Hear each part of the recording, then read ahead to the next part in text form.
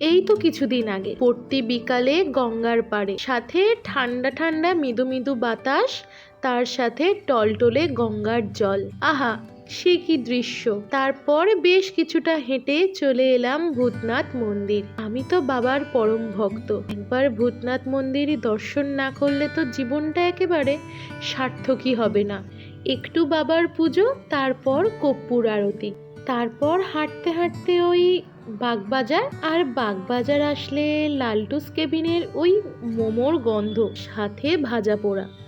গন্ধেতে নিজেকে আর সামলে রাখতে পারলাম না। ভাবলাম পুজো দেওয়া তো কমপ্লিট, একটু এবার ভাজাভুজি খাওয়া যাক। ওই মোমো, চিকেন স্প্রিং রোল, সাথে এক প্লেট চিকেন ওয়ান্টান।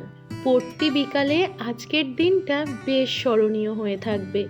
জীবনে কাটিয়ে যাওয়া ভালো দিনগুলোর মধ্যে আজকের দিনটাও একটা অন্যতম। যাই হোক, দোকানের টোটাল বিল হয়েছিল 240 টাকা। স্ট্রিট ফুড হিসাবে তোমরা সস্তাও বলতে পারো, আবার দামিও।